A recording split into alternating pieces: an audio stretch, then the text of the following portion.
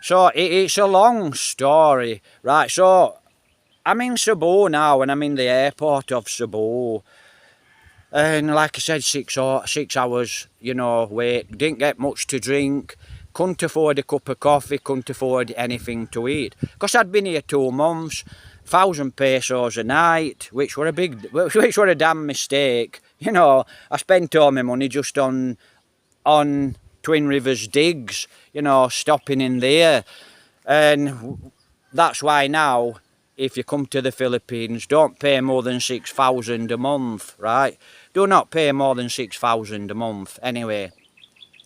So that's for your room, your house. That's for an house. I'm talking an house, right? Don't pay more than 6,000 for an house or a room, right? So I'm here, and like I said, I've got very, very little money at all, and I've got my card, and I gets to the counter to go through in the airport to catch my plane back to Doha, Qatar, then to Manchester, and and I could see there were a problem. I thought, what's wrong now?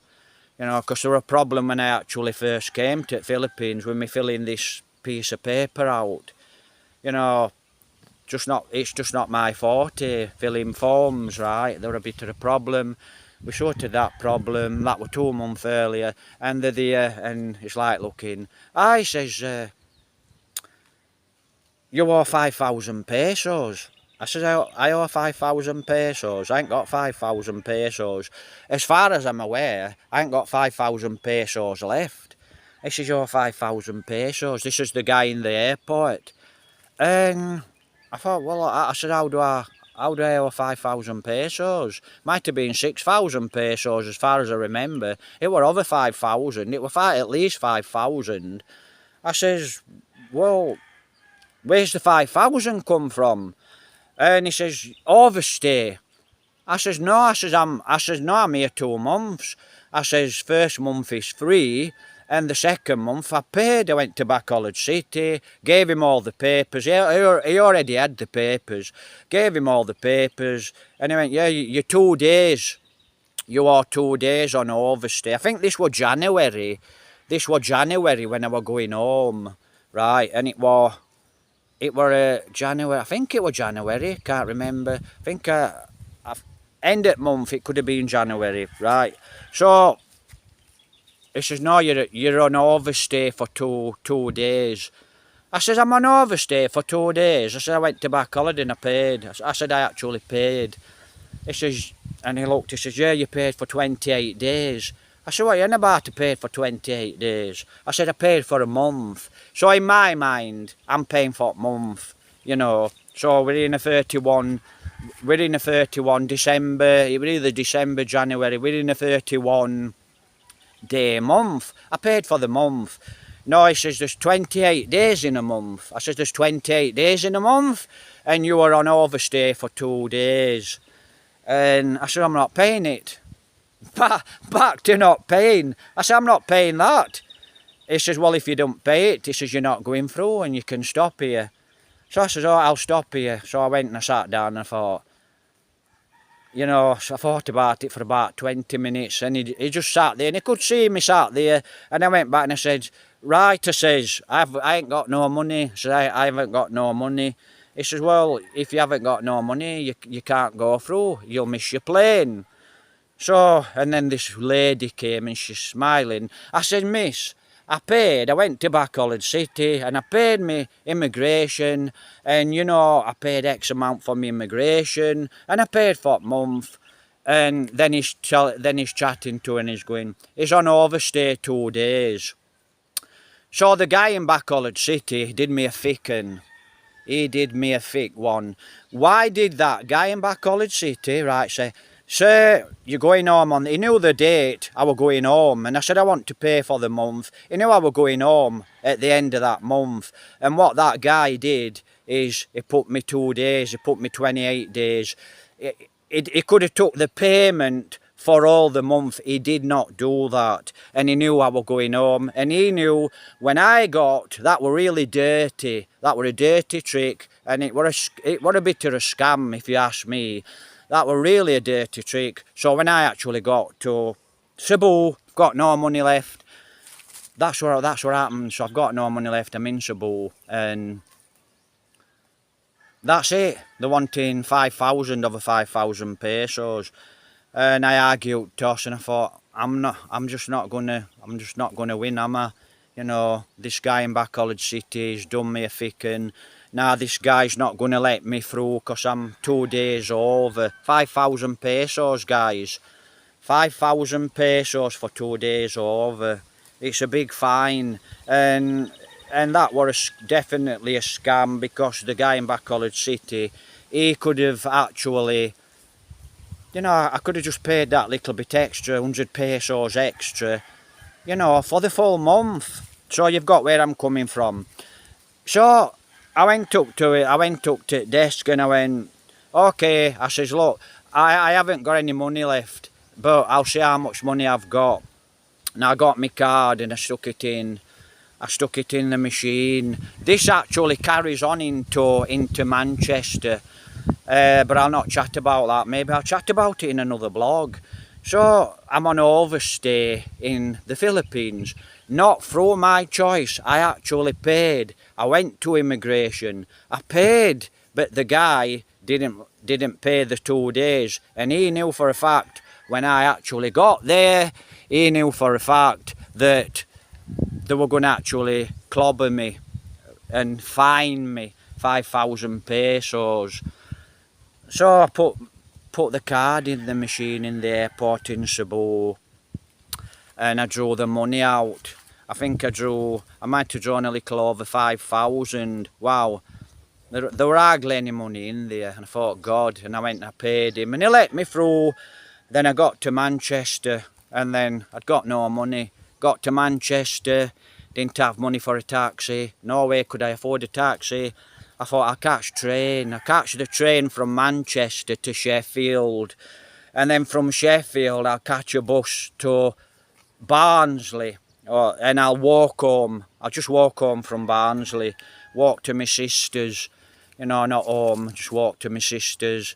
And what happened is I got into Manchester Airport, and there were a queue at back of me. By the time I'd finished, I'd got about 10 people at back of me in a queue. And I'm new to cards. I was new to cards then. I never had a card. So I got my cards, and I'm pushing this card in and punching my number in. And I thought, why won't it? I'm trying to draw 20 quid out. So I'm trying to draw 20 quid out so I can go and catch the train. And I shove it in, and it's saying something about you ain't got enough funds. I thought, what's it on about, I ain't got enough funds? And I keep pushing this card in, and then there's this guy at back of me, and he's getting really agitated. So I went, oh, I'm sorry. I said, I'm sorry, I don't really know how to use these machines. I said, can you please help me? And I pushed card in, put my number in, and guy looked at it and went, oh yeah, you ain't got enough funds. I went, oh, okay, thank you. And I didn't have enough funds in there. There were no money in there. And I actually did, in one of my pockets, when I came to the Philippines, I had a spare bit of cash, and it were in my pockets, and I knew it were in there. And I thought, well, I can't remember if it were a five or a tenner. And I went to train, to catch train, so I walked over. Weather were lousy, it were freezing, it were raining, it were very, very cold. That were England, winter in England. And I went to train place to pay for my ticket, and I went, hi, hello, and I said, can I have a ticket to Sheffield, please? He went, it's just your day, we've got a special offer. So I had a special offer, and because it was a special offer, it was something like £1.50, when it's normally either 5 or 10 quid for this ticket. And I went, oh wow, that's good. I said, course, and I told him, I said, I've got no money left. You know, I just said I've got no money left, so I'm really lucky I've got this money. And then I had to catch a train, I think it was to Piccadilly, then I had to walk around Piccadilly, and then I caught another train to Sheffield. And wow, you know, so very helpful.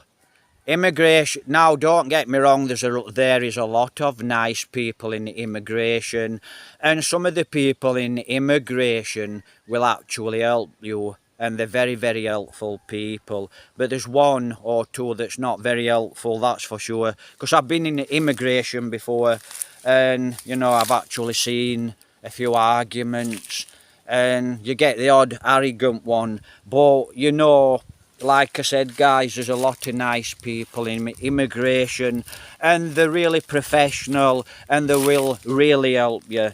So, you know, I'm not saying everyone in immigration is bad, because they're not. You know, they're very helpful and they're very nice. So that's where I stand. I've got to try and get back in touch with immigration, and you know the rest on it. I'm stuck here. Check my video out, last night's live, like I said. And like I said, President Duterte, you know, I'm going to chat about President Duterte in another video. So, you know, happy Thursday. Thank you very much for the, you know, like I said, I can't thank you enough, guys, because it's a matter of having no food to eat. And you know me, I don't worry. And if I'd got no food to eat now, what would I do? Well, you know, don't forget, I was brought up in countryside. I was brought up in woods. I was brought up in countryside. You survive, but wow, it's very, very hard. Very hard here in the Philippines. Am I better off here in the Philippines? No. No, I need to get back to England, because I actually need to work. So, thank you very much. Take care, God bless. Have a great day. Here from Concilian. Big mistake, me giving myself up at this precise moment in time. You know, it's not because I don't want to, it's because I'm actually trying to find an alternative, because I want to try and pay me immigration. You know, and like I said, love the Philippines, love the Filipino people. I've got a lot of faith in you guys here in the Philippines. Now, all the foreigners, I'm a foreigner, I'm a foreigner. So all you guys that actually make the great comments, please like, please subscribe, please follow me, watch the live, please help in the way of $1.